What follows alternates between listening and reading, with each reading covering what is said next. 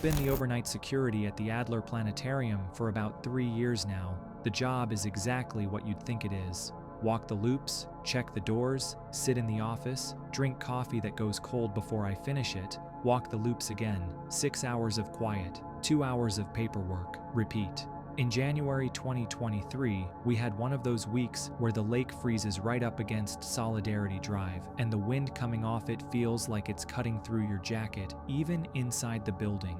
Museum staff had all gone home by 6. Last cleaner clocked out around 8:30. It was just me and the HVAC huming.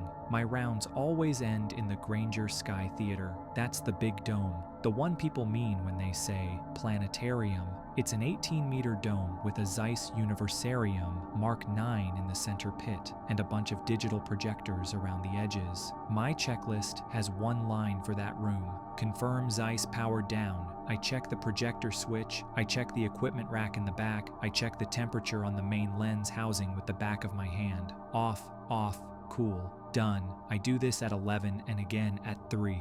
That night, at 11, everything was normal. I remember because I was thinking about a text my sister sent about our mom's cardiologist appointment, and I was tapping the housing while I read it. Cold metal, no hum. I locked the door behind me and went back to the office. At 3, I opened the door and the dome was lit. Not the projector lights, not the emergency reds. The dome itself, full color, full stars, like the show was running. My first thought was that someone had left a scheduled program queued and the system fired it up. That happens with digital signage sometimes. I stood in the doorway with my hand on my radio and I just watched it for a minute. There was no sound. The audio system runs through separate amps, and those were dark. Just the picture. I walked in.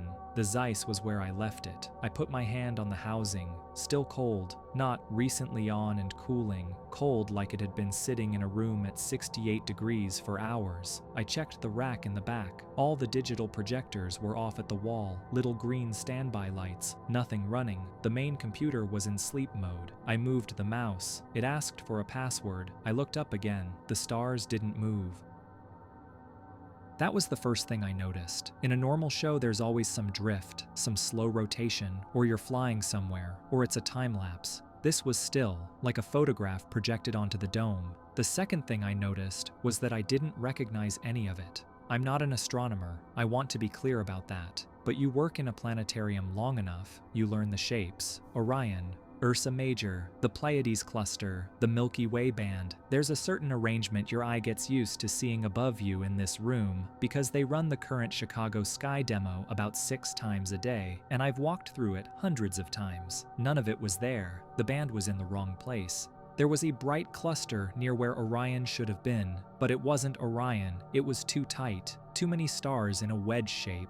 Off to my left, near the horizon of the dome, there was something that looked like a second, dimmer band crossing the first one at an angle. I stood in the center of the pit, and I turned in a slow circle, and I could not find one shape I knew. I want to say I was scared right then. I wasn't. I was confused. Scared came later. I took out my phone and I photographed it. I took maybe 15 shots, wide, close, corners of the dome, the section over the Zeiss. The image was bright enough that my phone handled it fine, no long exposure need. Then I sat down in one of the front row seats and I waited. I don't know what I was waiting for. For it to change, maybe, to do something. It didn't. It just held. I sat there for close to 20 minutes. My radio didn't chirp, nothing in the building moved. I could hear the wind against the north windows in the corridor outside. That was it. Around 3:30, without any warning or fade, the dome went black. Not gradually. One frame it was there, the next it was the flat, dark gray of an unlit ceiling. I stood up and I checked the housing again, still cold. I checked the rack, still off. I checked the projectors on the rim with my flashlight, all idle. I finished my shift. I did not tell my supervisor. I didn't know how to. Around 9 in the morning, when the staff started coming in, I caught Peter in the hallway by the coffee machine. Peter's the astronomer they kept on payroll for content review, one of the older guys, been there since before I was hired. Quiet. Precise. Wears the same fleece every day. I said, "Can I show you something weird?" He said, "Okay." I pulled up the photos in the break room. He put on his reading glasses and he zoomed in on one, then another, then another. He didn't say anything for what felt like a long time. Then he pinched the screen and moved through them slowly, one at a time. He asked me when I took them. I told him. He asked if I was sure the projector was off. I told him what I'd checked. He kept looking.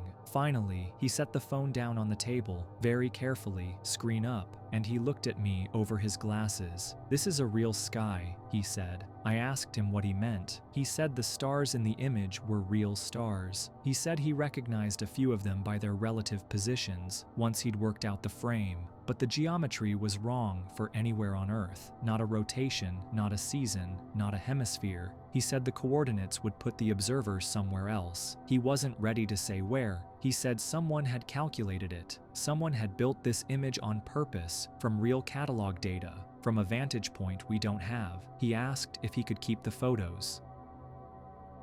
I sent them to him and deleted mine because he asked me to and because I didn't want them. The building's log for that night shows the Zeiss powered down at 6:14 p.m. and not powered up again until the 10 a.m. staff check. The digital rack shows the same. Nobody entered the theater between my 11 o'clock round and my 3 o'clock round. The door badge log confirms it. Peter never brought it up with management. Neither did I. He told me once, a few weeks later, that he'd shown the photos to a friend of his at Yerkes and they'd argued about it for 2 hours and reached no conclusion. He said the friend wanted to know how a security guard on a night shift had produced a rendered star field from an unlogged position. He said he told the friend he didn't know. I still work there. I still do my 3 a.m. round. Sometimes when I finish checking the housing, I stand in the center of the pit and I look up at the dark dome for a minute or two before I leave. I don't know what I'm hoping for. I don't know if hoping is the right word for it. I ran a small travel agency off Biscayne Boulevard for almost 4 years before I closed it. 2 rooms, a printer that always jammed, my desk, 1 assistant on Tuesdays and Thursdays. That was it. Most of my clients were retirees booking cruises to Cozumel or families going to Orlando. Boring, steady work, which was what I wanted after 8 years in the Coast Guard. The group came in late November of 2020. 8 guys, all Eastern European by their accents, though the one who did the talking sounded pretty flat and American in his English. He said they were from an import-export firm out of Doral. Wine and cheese, he said. They needed regular tickets for their buyers and staff. Always business class, always the same rotation of destinations. Nicosia, Belgrade, Dubai, sometimes Amman. Same dates every quarter, give or take a week. Never late paying, always cash or a company card that always cleared. His name was Alec, short guy, mid-40s, wore a windbreaker even when it was 90 degrees outside. He had a nervous habit of tapping his ring against the desk while I typed. 2 taps, pause, 2 taps. I got used to it. For the first 2 or 3 months, I didn't think much of anything. They were good clients. They didn't nickel and dime me on fees. They didn't argue about seat maps. They didn't need hotels because they said their buyers handled accommodations on the other end. Cash tips at Christmas. I told my assistant we should send them a fruit basket for the new year, and Alec came by in January with a bottle of something Serbian and shook my hand. Around February, I started to notice small things. The passenger names changed almost every trip. Not the whole group, but 2 or 3 swapped out each time. Different passports, sometimes different last names for people who Alec introduced as brothers. Once, a guy on the manifest was booked as 31, and the guy who came to pick up the printed itinerary looked closer to 50. He laughed it off, said it was his cousin. I laughed too. I filed it. The other thing was the routing: Nicosia, then 2 weeks later, Belgrade, then Dubai. Always in that order, never a direct trip anywhere. And they always wanted flexible returns, sometimes rebooking the return leg from a different city than the original arrival. I'm going to be honest. I ran a travel agency in Miami. Guys with accents and cash paying for business class does not exactly stand out here. Half my street was doing something. I told myself it wasn't my problem. Then in June of 2021, one of them left a phone on my desk. It was a Tuesday. Alec had come in with a younger guy I hadn't seen before, said his name was Dennis, said he'd be picking up itineraries when Alec was traveling. They dropped off passports, we talked routes for maybe 20 minutes, and they left. I finished the bookings, walked out to lock the front door for lunch, and saw the phone sitting face down on the guest chair. I picked it up. Older Samsung, kind of scuffed. I figured it was Dennis's. I was going to put it in the drawer and text Alec from my line, but the screen lit up in my hand. Message preview from a name saved as just M. I didn't read it on purpose. It was right there, big font, older person's phone settings. The text listed 6 first names, then numbers next to each one, like ages, except they didn't read like ages. They read like weights or quantities. Then a line that said, in English, ML Forside confirmed, Larnaca, transit okay, move end of month. I read it twice. Then, I put the phone face down on my desk and stood there in the office by myself. Here's the thing about ML4. It's not a phrase people use. It's not a phrase you see. It's a category on the International Munitions List. Group 4 is explosives and propellants, solid rocket fuel, date cord, plastic charges. I did 2 years working port compliance out of Norfolk, and I sat through the training 4 separate times. You do not run into that string of characters unless you are around people who move that stuff, legally or otherwise. Wine importers do not talk about ML4. Cheese importers do not talk about ML4. I sat down. My hands were fine. My head was very calm, actually, too calm. I remember hearing the printer in the corner cycle on for no reason, then off. I thought about a lot of things in that hour. The passport photos that didn't match, Nicosia and Belgrade, and how those routes made sense if you weren't going for wine. My lease, my assistant. The fact that Alec knew where I lived because I'd had a package delivered to my apartment once and had it forwarded from the office. Dennis came back for the phone around 1:30. I was already behind the desk pretending to file.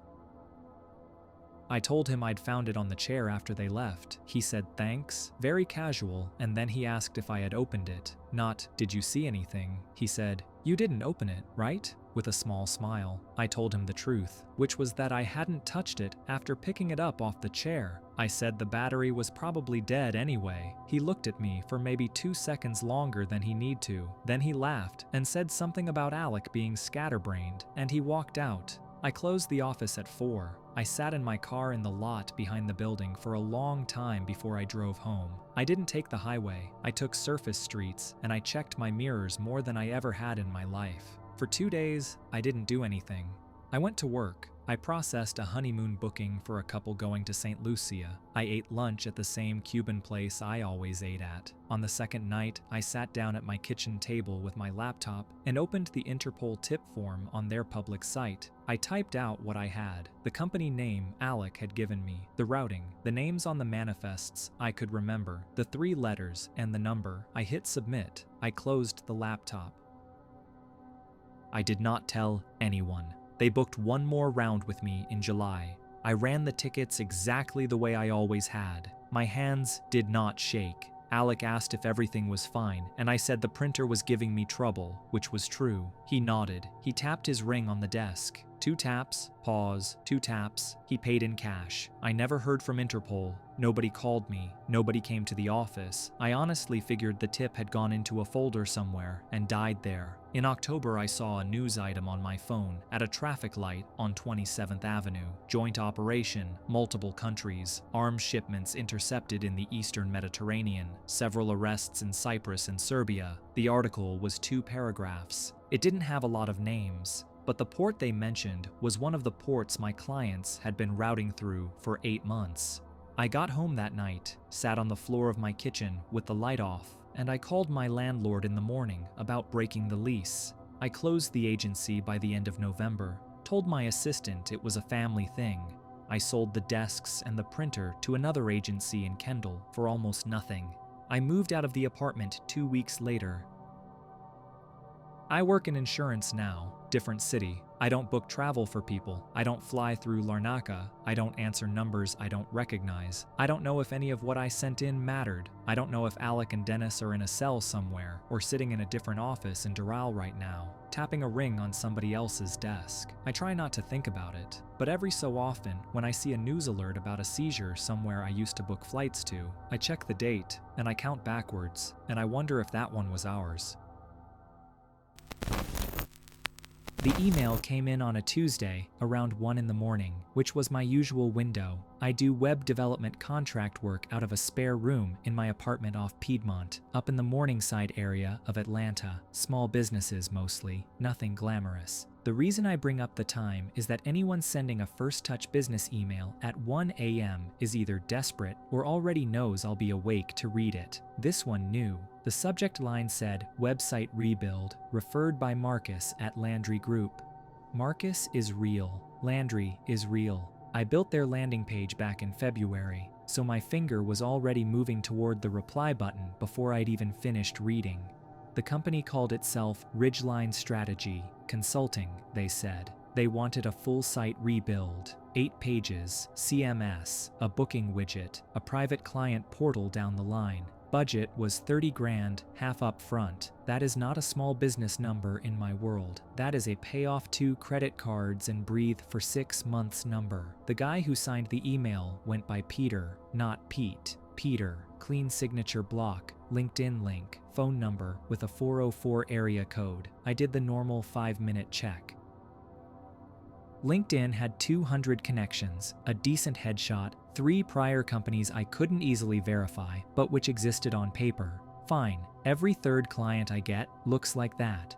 We set a call for Thursday. Peter was in his 40s by voice. Slow, warm, the kind of guy who says your name twice a call so it feels personal. He introduced 2 colleagues, Renee and a guy named Alan.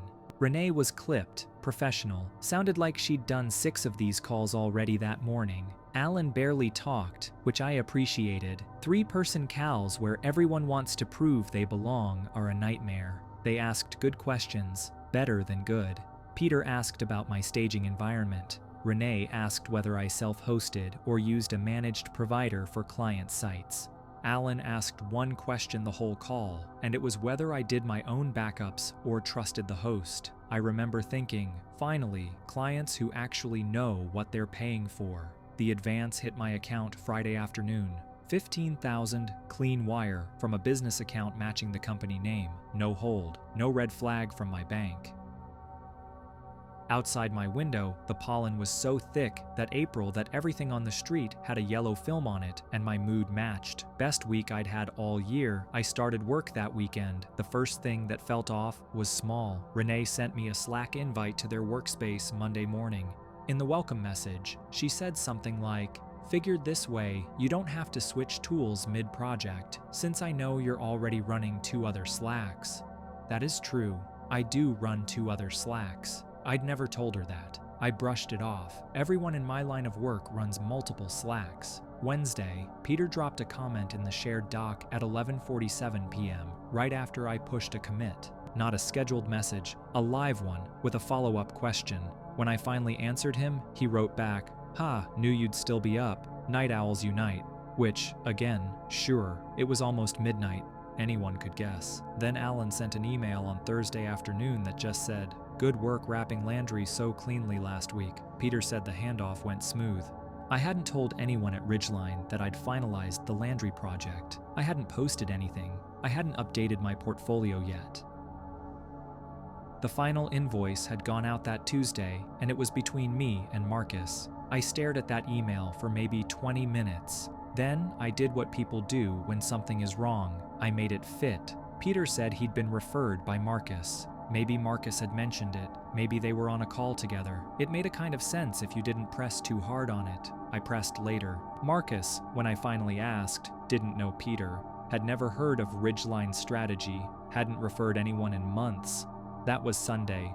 Between Thursday and Sunday, 3 other things happened.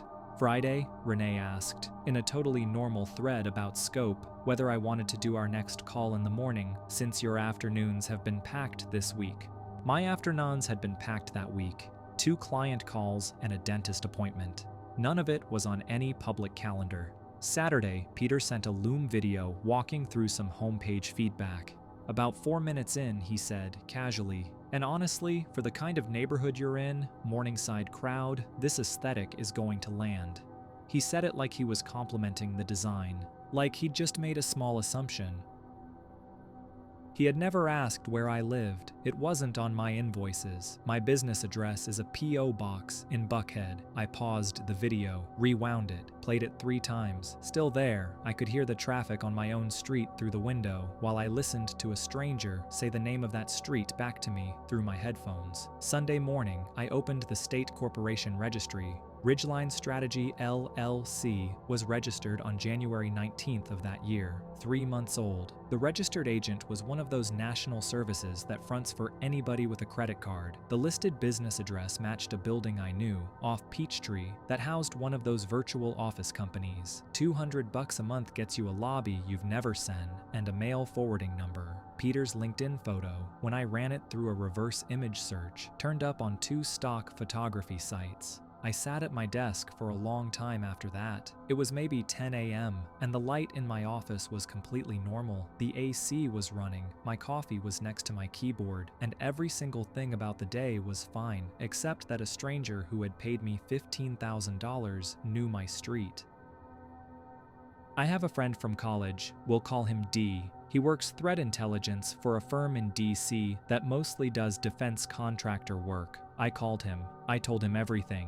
Timeline, names, the wire, the Loom video. He was quiet for a while. Then he asked me to forward him the emails, the LinkedIn URLs, and the wiring details. He told me to stop replying to anyone at Ridgeline, not decline, not explain, just stop. He called me back Monday evening.